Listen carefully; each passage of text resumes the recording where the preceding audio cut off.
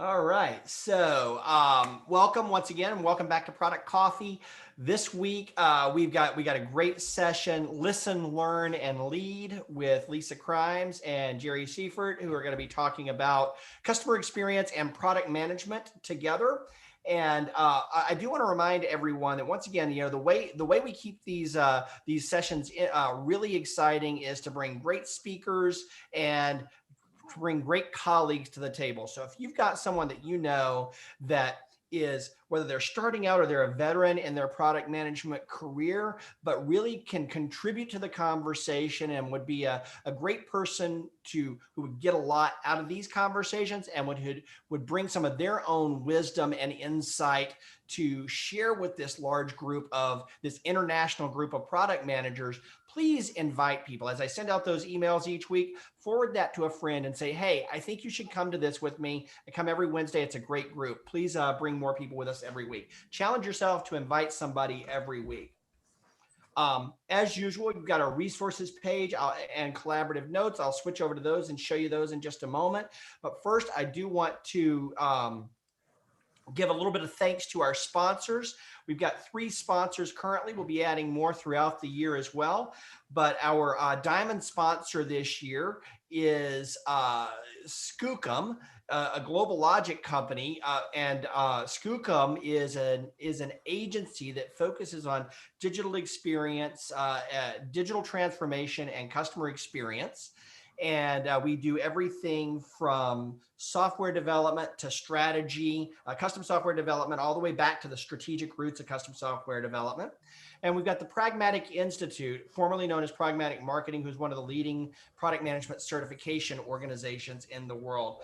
They're our platinum sponsor this year. If you would, make sure that you look at the resources page and flip over there and give them, take a look at what they have to offer, and as well as, if you have a need or know someone in your organization who would like to have their roadmap accelerated on some software development, or who would like to improve their professional standing, please make referrals to our sponsors. We've got a pretty full calendar building up on our product coffee sessions as well. Next week, we'll be back. We'll have a panel on product management certifications to talk about the different kinds of certifications. Some of you have seen the survey that I put out. If you haven't seen it, I'll give you a link to it in just a moment. I'd love to get your thoughts on product management certifications. The week after that, we're going to be talking about design thinking with Jason Rome of Skookum and the art of the impossible. And the week after that, Paul Young from Pragmatic is back with us to kick off a 5-session series on market and customer research. This has been the most popular request that we've gotten, is to get market and customer research in sessions and education. So Pragmatic is bringing 5 of their top instructors over the course of the next 5 months to deliver some really powerful content on this topic each month. You won't want to miss this series. And then on February 23rd, which is a Tuesday, we're going to have a product coffee lunch edition with the pricing doctor, wrapping up our pricing series. And we'll tell you a little bit more about that as we get a little bit closer. Registration for all of these sessions will be going up this week. So you're going to be able to register a little further out on these than you've been able to in the past. And so we'll look forward to seeing you back for those sessions. Let me kill the presentation. Let's switch over here to our resources page. One of the things, so each week at productcoffee.com/resources, we've got, are we still seeing my screen? Yes. Okay, great. Thanks.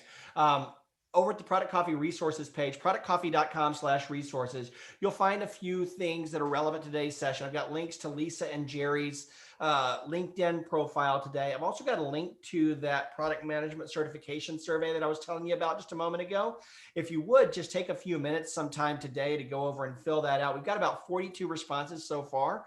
I'd like a few more. It's just a really informal experience about your survey about your experience and thoughts on the different product management certifying bodies that are out there, and any questions that you might have there. We've also got our notes page. So if you click on the notes for today's meetup, it'll take you to a Google Doc where we'll work together to collaboratively take notes during the session today. As you have an observation or a question or a thought, capture it here for everyone to contribute to, and someone else may tag on or build onto what you've written down in the notes. And that just helps to kind of create a living document that we can all share. You can save the link to this document. You'll have access to it after today's session. And I'll also be putting a link to today's slides in this document as we finish up the session as well. And finally, there's our user suggestion portal at productcoffee.com/ideas.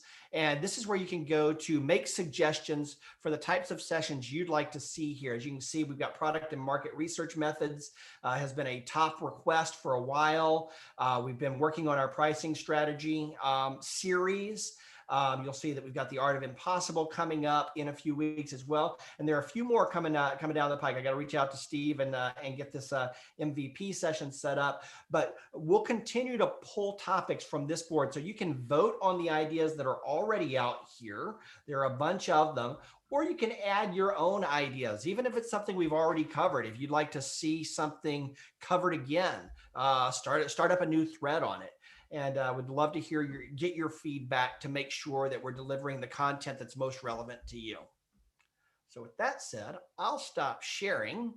And we're at 8:04. So I want to introduce Lisa and Jerry and let them take it away with the session today. So Lisa, Jerry, welcome and thank you.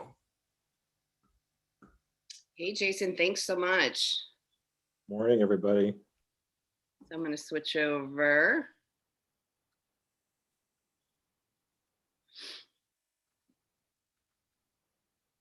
Not what's needed. That's deep content, Lisa. I know, right? My things are being hidden here. That's part of the problem. Okay, great. Well, again, good morning. Great to see faces I haven't seen in a while. This is I've really had a lot of fun attending these sessions over the last couple of months. So thanks again, Jason, for just making them happen. What I've realized, I know we've all had kind of our own path during this, over this interesting last year. Working remotely isn't new for me, so that's not different. Always having the camera on, probably, that wasn't the case before. But what I've realized more than ever is these types of communities, if you will, have been incredibly valuable.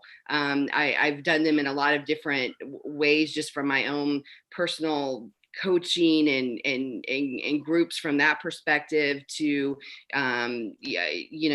marketing folks as well as product folks, our healthcare folks, just whatever it is. And it's just been so valuable to me. So again, thank you. Thanks for giving us the opportunity to chat today.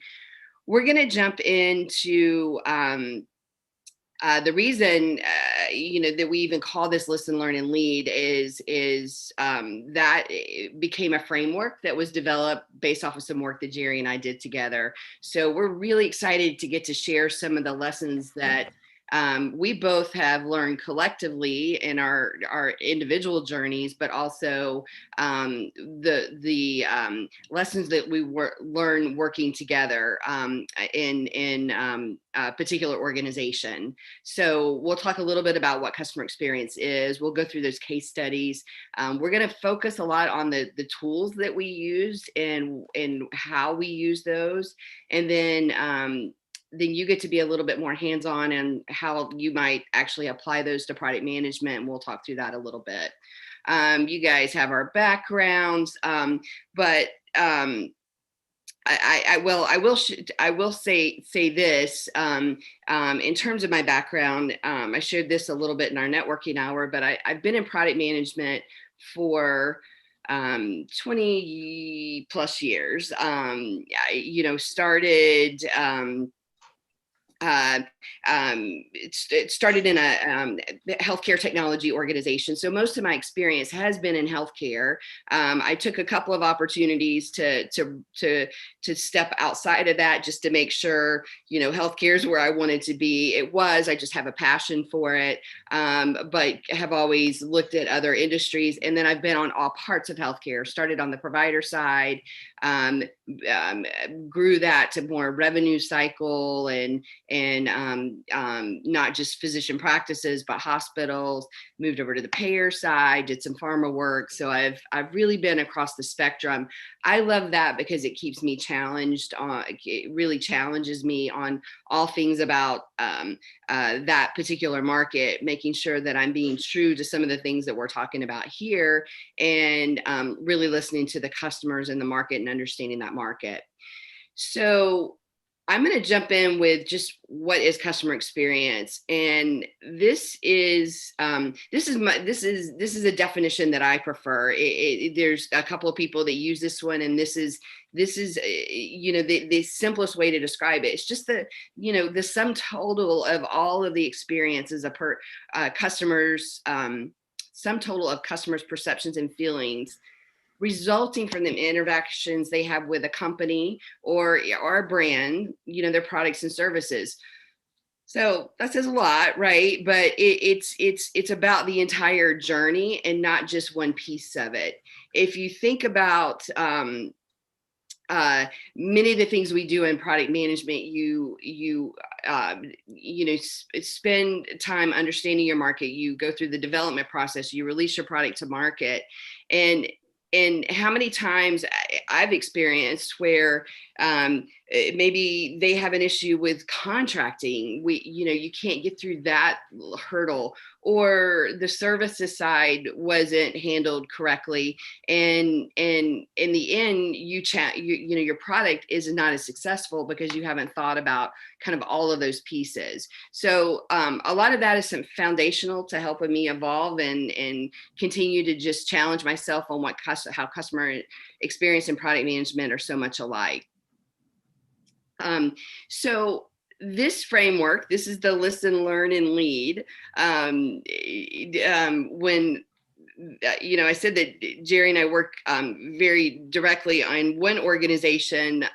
This is actually what brought me to Birmingham, Alabama. I was working with a company here, came in a product management, product strategy role, and then that evolved to joining the executive team and creating customer experience. So I was chief experience officer, and one of the first things I did was I thought about how I wanted to approach this, and one of Jerry's one of the first people I thought of because I knew that he had a broad range of thinking, and that he really understood some of the change management process pieces, but he understood product management. And so we talked and partnered up on this, and he, so I brought him in to really help me think through a lot of this in the different stages, and he was on most of these projects. So this evolved over the projects that we worked on, but we created a framework that's as simple as just listen, learn, and lead.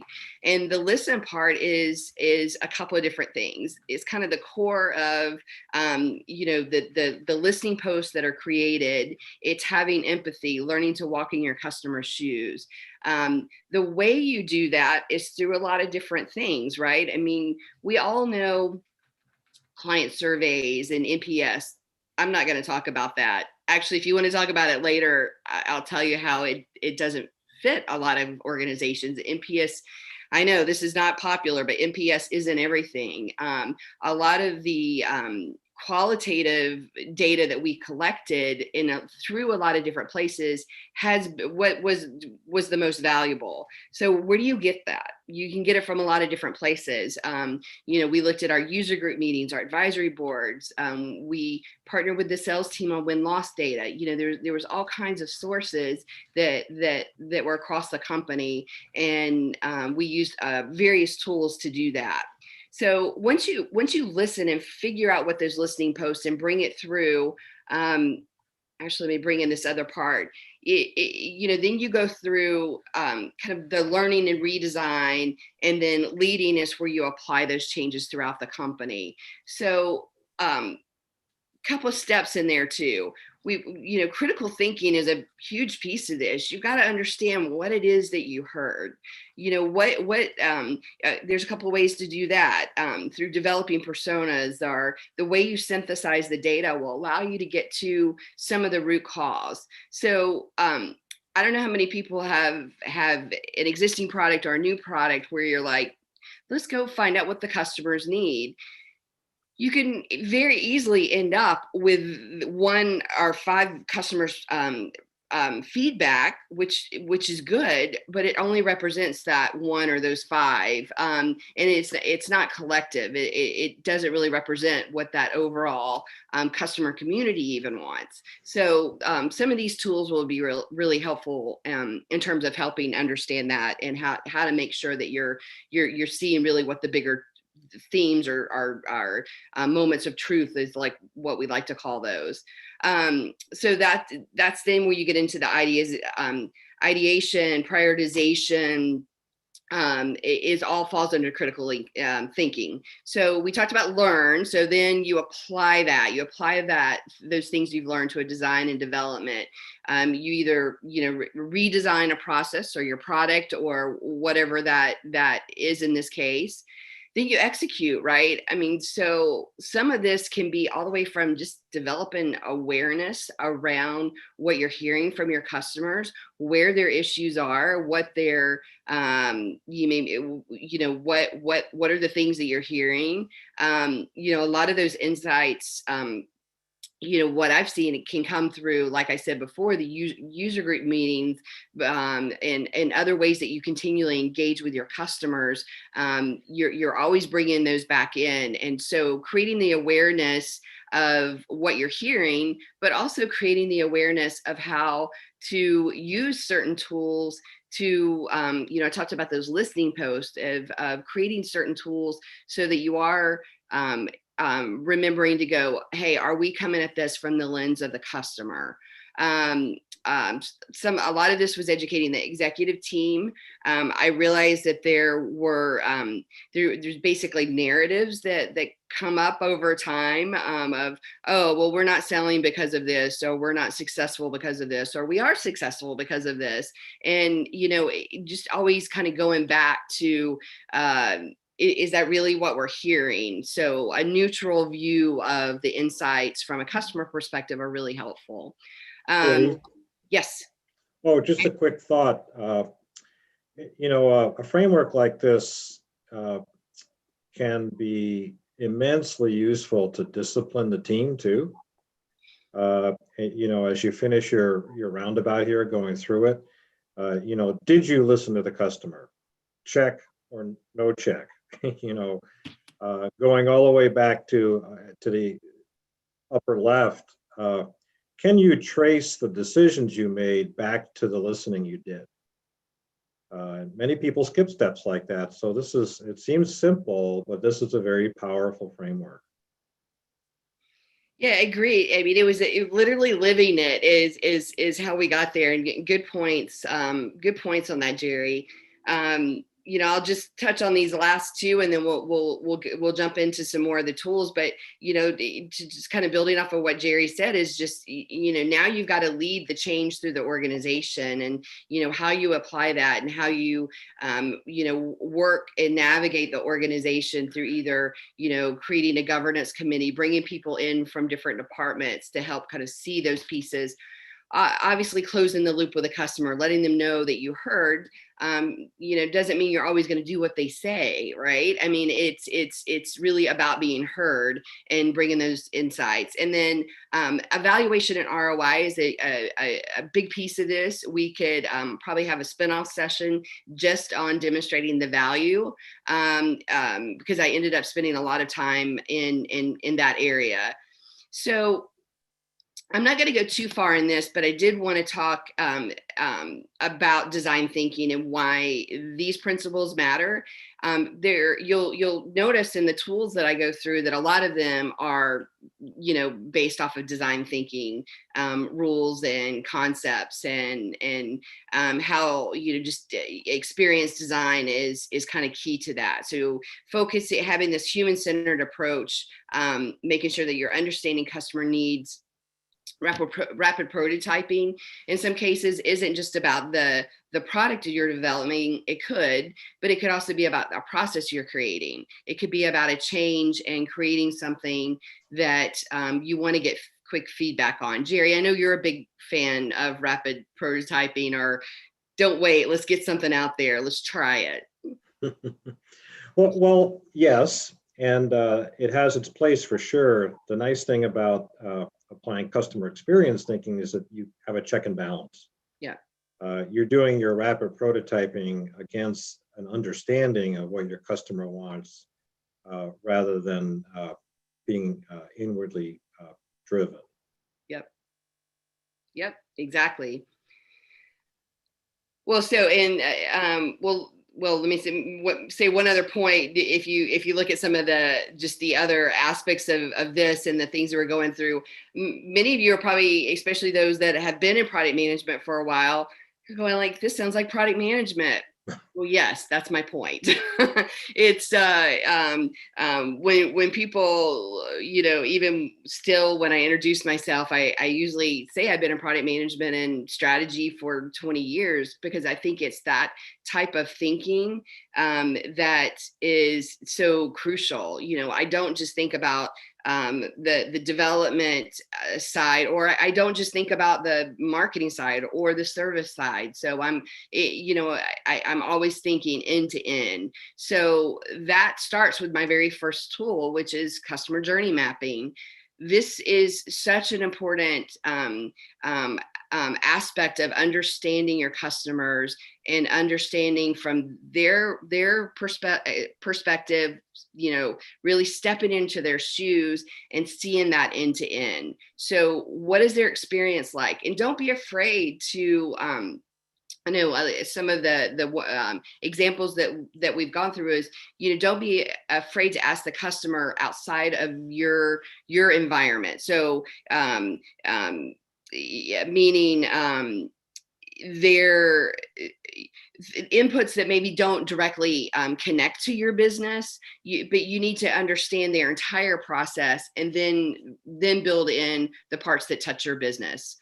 So that's number one, and one of the most important ones from my perspective. Win-loss analysis is one that we'll talk about how we use that. Often we think about that from a sales and marketing perspective.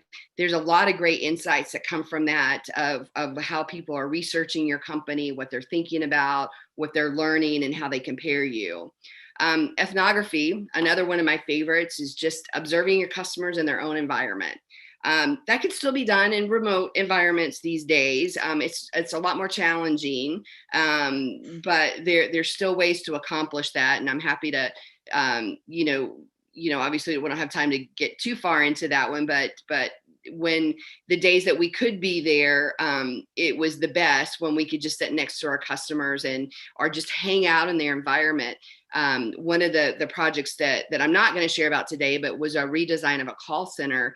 And it was incredibly valuable just to sit in there and hear what was being said every day. So ethnography, personas, often we're gathering these insights, we're learning about our customers, the personas, and creating this fictional representation of a collective group. And I realize a lot of people are, it's about getting more personal and less general, but the personas were really helpful. It was helpful to describe back to the organization, our customers, but applied to certain projects as well. And then the last one is empathy interviews. So using more stakeholder interviews and empathy interviews to make sure you're diving deeper and listening to the customers without a specific agenda, always. So being able to understand their feelings and experiences. Okay, let me jump into a couple of the case studies. I know I knew time would be challenging here, but we're going to get through this.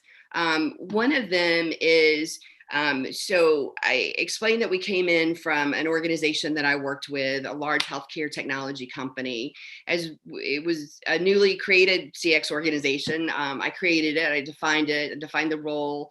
I inherited some folks from other areas of the business. One of the product and marketing and ultimately training. I brought in people from a lot of different areas of the business. But in the early days, we were often using the word just being opportunistic, looking for ways to help everyone understand, what does it mean to have customer experience? What does it mean to look through the lens of customer experience? Our goal, I often said, many times, my goal was not to maintain this as a separate organization or department. I wanted it to be a part of our DNA. I wanted it to be who we were as a company, and more of a lens versus a department. So I was very careful, and Jerry has a lot of advice and tips around how to make sure that it came up through the organization and that we didn't just push it down, but we were looking for those opportunities. And one of the first ones that came our way was the development product team said, hey, there's one of these products. It's, it's a customer service application, not exactly a CRM, but like a lightweight product. We're getting some customer saying that they want something different. We think it's just a redesign, UX, UI. That's what customer experience is, right? So you take that one. We're like, we got it, because we knew right there is we were getting to, our gut. Luckily, we were right, is that we would be close to what our customers were thinking about customer experience and customer service and the challenges that they were facing from a B2C perspective. But these were our customers.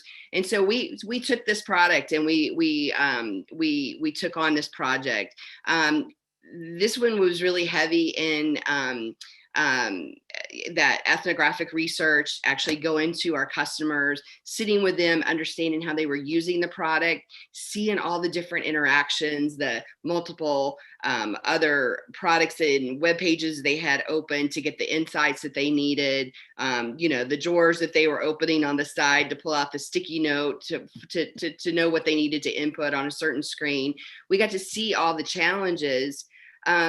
But more importantly, through then stakeholder interviews and empathy interviews, we got to hear not just those that were using the product, but we got to hear their supervisors and their managers and the executives of the company. And I'll never forget this moment where we were kind of deep into the specifics around the product. And I just asked the question, and the COO happened to be in the room. And I'm like, why is it important to you right now that we solve some of these problems with this application? And his eyes open, he's like, finally, someone is going to listen to me, that we have to face this problem, that we have always separated sales and marketing and customer service, and we no longer have that option in healthcare. And this happened to be a health plan.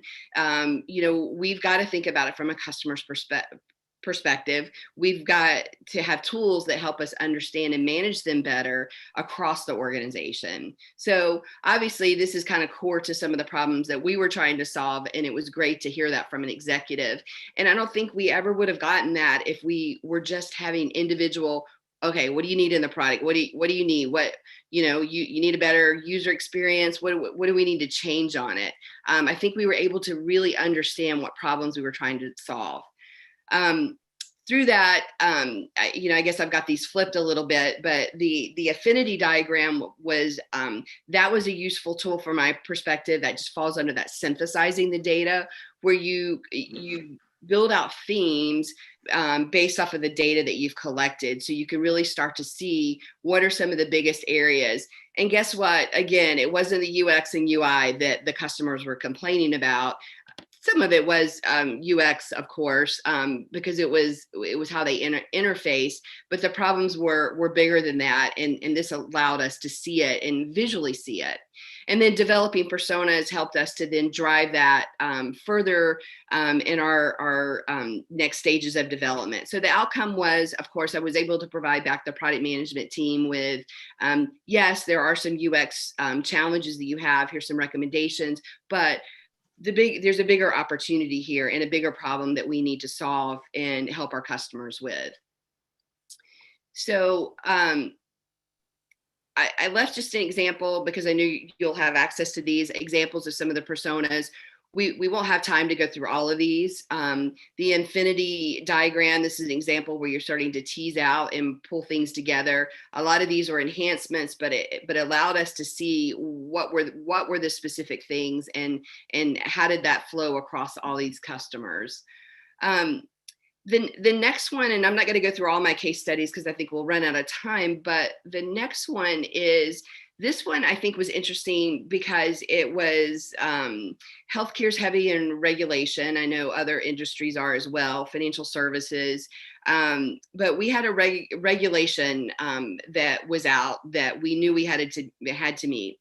Very strong timeline. It was an area of healthcare that had a big financial impact on our customers if it wasn't done timely and correctly. But it also, we were on a fast track to getting this done. So the organization at this point, product management wasn't not all that sophisticated, but there were different pockets of it, and there were technology teams that were able to jump on this problem and solve it and create a product. So it was developed and rolled out because there wasn't a lot that went into it from that client perspective.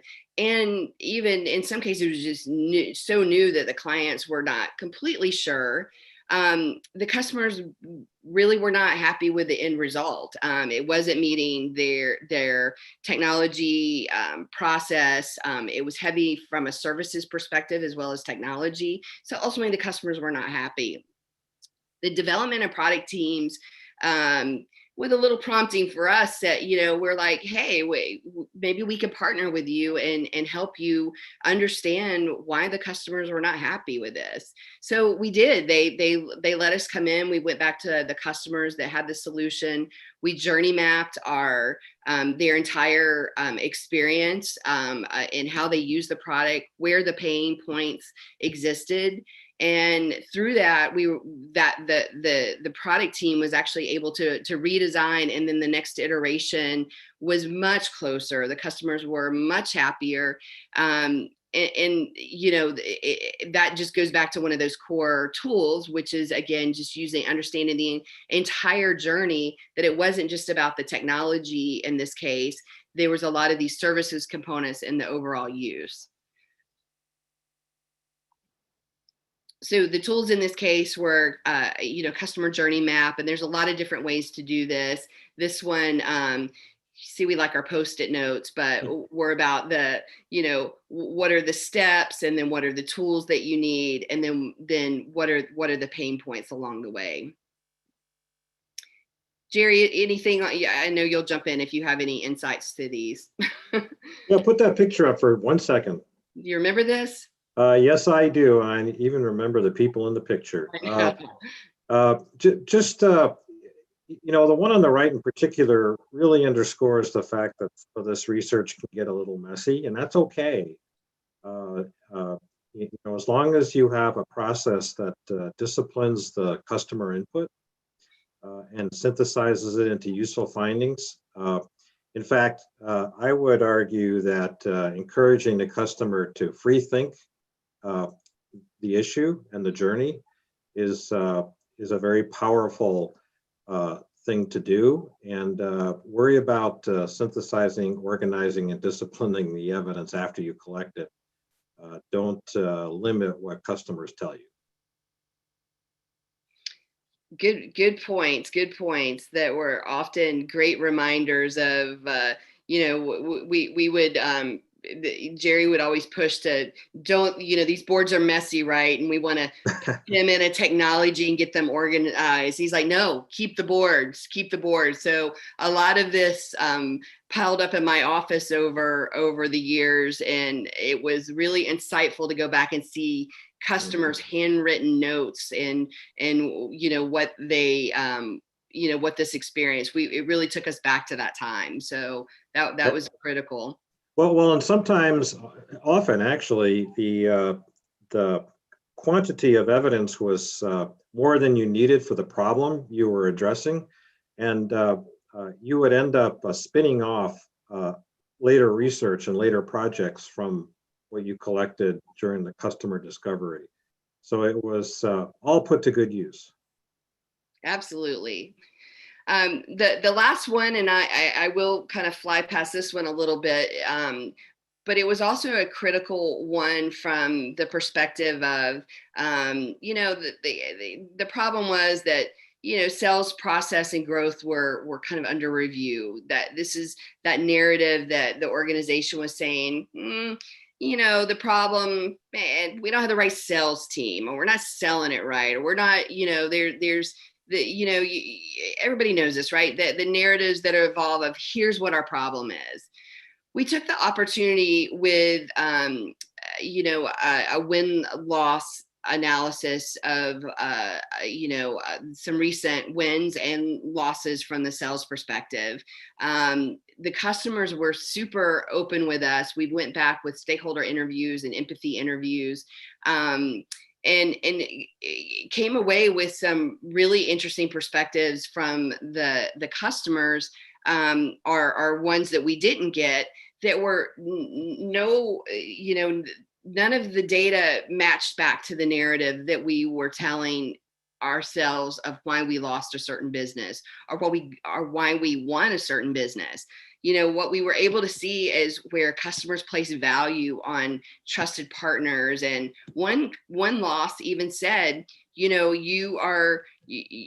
these were early days with our customer community and user groups, they're like, you don't really have a strong user group and customer community, and we think that's important.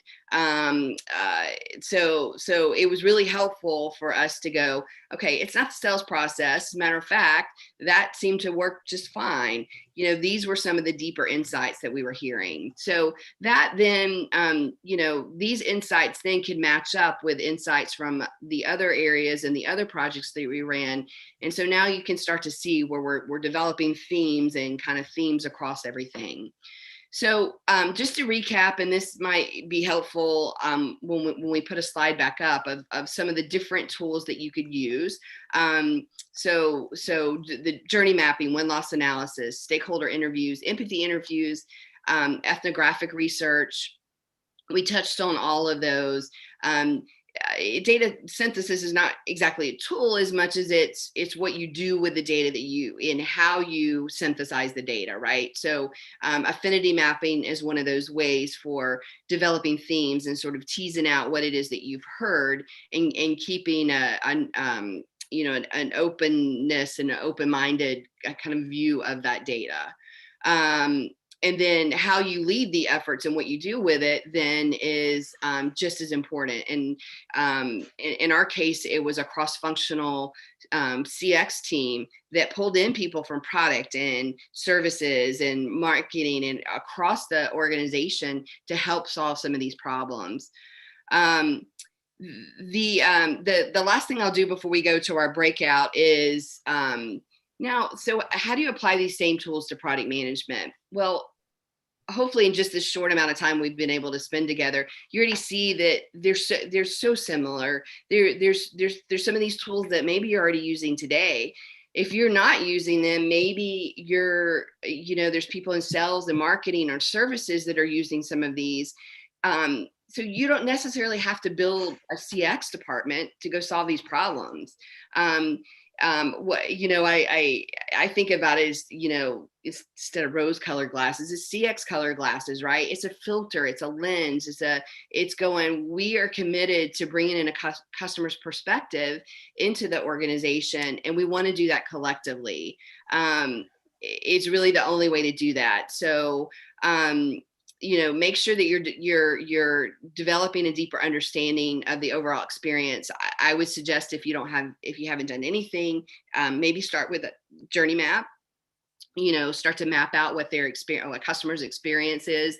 Think about all the way from the way they research your products and make buying decisions to the sales contracting process to the product, the usage, all across the board. Maybe even your invoices. That's one that often gets missed, is like, oh, that we can't invoice a customer, or it's challenging, or they don't like it, and they have a bad perception of your company or your brand because of that, when the product's fantastic. So last, I would just say, understand what resources are currently in the organization and how you might be able to leverage those.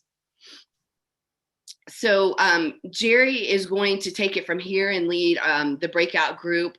There's a lot of fun to talk through these. If we don't get a chance to chat before the end when there's a wrap up,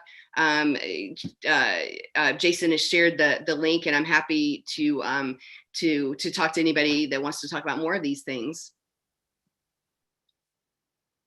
Thank you, Lisa. Great job.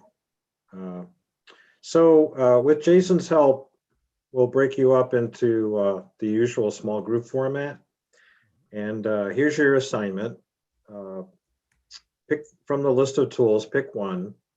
Can either be something that you've never used, or it can be something that you have. But it would be helpful if your team would agree on which one you're going to talk about. It'll make it more fun. And discuss your experiences, and then specifically, would you pick up that tool, and how would you pick up that tool to use in your product management work today? Sound good? All right. Yeah. Thanks, Jerry. I am just, I was pasting a copy of this slide into the notes as well. And I also pasted a copy of the CX Tools slide that Lisa showed just a moment ago for reference, so that since the exercise uses that. And I'm also going to do one more thing. I'm going to throw in the chat here a link directly to the resources Google Doc, to the notes Google Doc, so that people can refer to that while they're breaking up into the groups. So we've got about 37 people left. I do want to remind you, if you have to leave before the end of the session, please take a moment to run over to the survey that's linked from the resources page and fill that out, and let us know what you thought about today's session. I'm going to break us up into about 8 groups. That should give everybody plenty of time to talk. Make sure that as you jump in the room that you kind of nominate a moderator real quickly to make sure that everybody gets a chance to speak up and contribute to the conversation, and keep, take a couple minutes to introduce yourselves to each other, and then spend a few minutes on this exercise. And we will reconvene back here in just a few minutes, in about 10 minutes, to see what the takeaways were. And I will see you shortly. Thanks again, Lisa and Jerry, and we'll catch you guys back here in the main room in a few minutes. Thanks, Jason.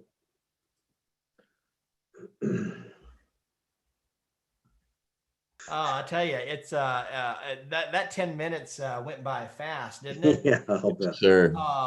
It blew by, and I think I even gave us a couple of extra minutes. So it was a quick one.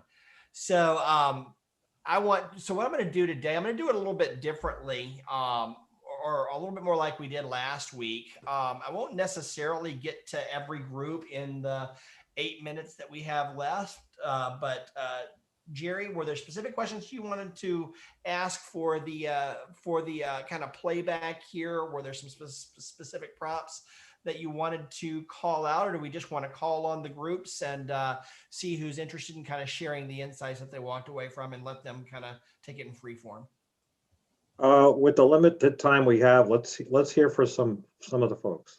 All right. So if you were in a group and have got some insights and want to go to the front of the line, if you would just raise your virtual hand. You'll see that down at the bottom of your Zoom interface, there's a reactions button, and you can click the reactions button and there will be a raise hand option on that list. If you would just hit that, that'll let me know that, hey, yeah, I've definitely got some thoughts that I'd like to share.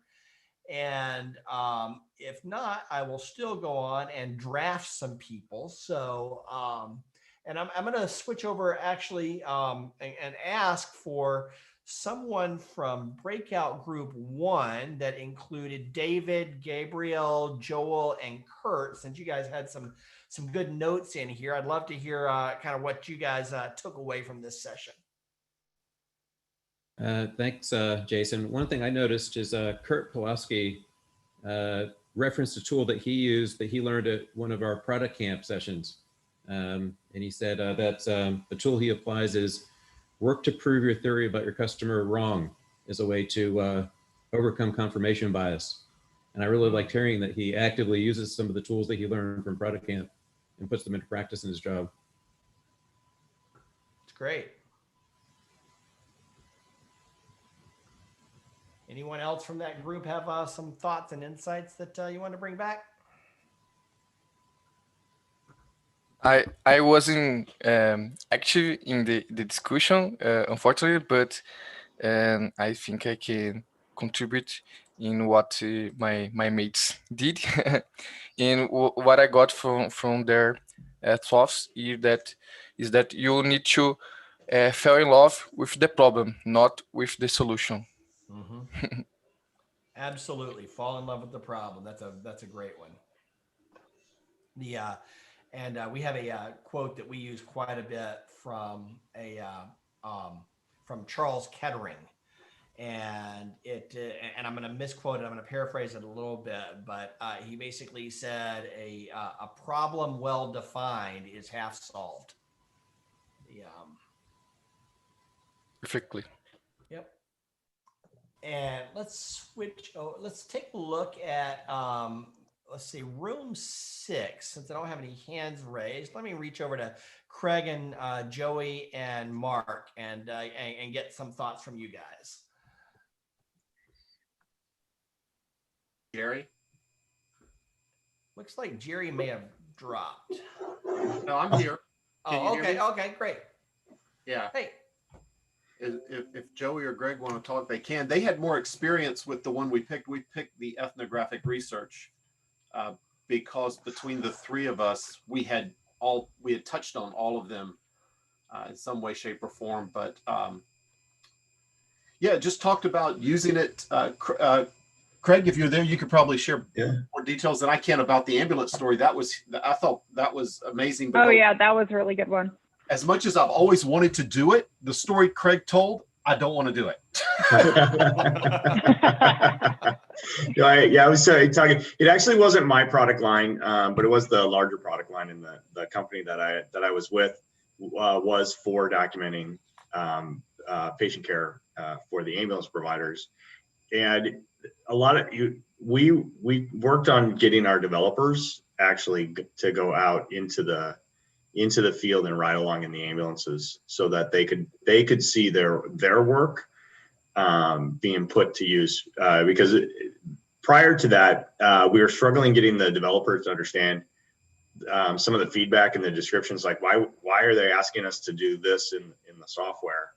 A person would just do it like this, grab the keyboard and blah blah blah, and it's like, no, they have a bloody glove on their hand and they need to take that off, punch a couple buttons on a touch screen, and then go back to treating the patient again. And so it gave the development team a much better perspective on how the information or the software was being used. And then that allowed them they were more receptive to the feedback coming from the product team themselves as to why they were asking for things a certain way.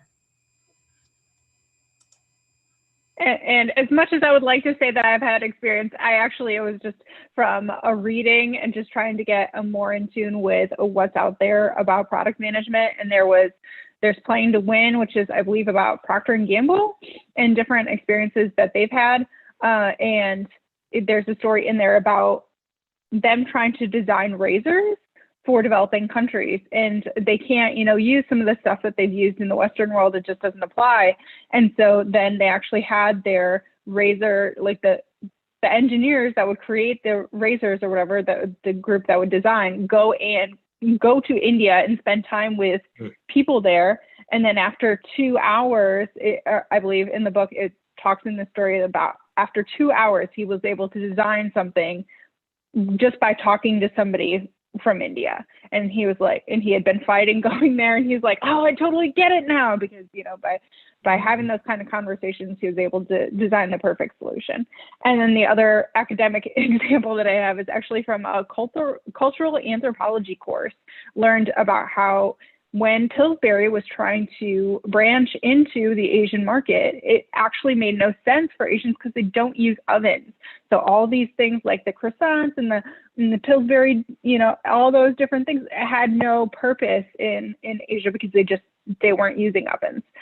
So another example of you're trying to put a product in a different market, you really have to understand what they use, what they're doing, what is their day-to-day. That's a great readout. Thanks so much, guys. It is 9 o'clock. So based on some feedback that I've gotten, I'm going to call it. And, you know, we didn't get to everybody, but we have a LinkedIn community for this very purpose. I would encourage you, if you haven't already joined our LinkedIn group, go over to productcoffee.com/group. And you'll be able to sign up there, and Damon will let you in, or somebody will let you in. And we can carry this conversation forward. I'd love to hear some of your other thoughts and questions, and continue this discussion. We've got some other CX sessions coming in the weeks and months ahead. So, you know, the more conversation we have now, the more that'll inform our future speakers about some areas that we want to go deeper on. I heard some call outs saying, hey, we'd like to maybe do a session on journey mapping. And there's a lot of people talking about Miro. I'm going to see if I can get somebody from Miro to come talk to us and share some deeper understanding of that tool and how to use that tool in lots of ways to facilitate some discussions. So keep the conversation going. Thanks everybody for joining. I see that Jerry said he could stick around for a few minutes. I can stick around for a few minutes as well. We'll have a little bit more chat here as you file out of the room. And I will also invite you to come over and join us on LinkedIn as well to continue this discussion. Everybody have a great week. I'll see you back here next week. Thanks so much for coming. Thanks, Jason. Thanks, Jerry. Thanks, Lisa. Y'all have a good one. And thank everybody. Thanks, everyone. Bye. Everyone, bye.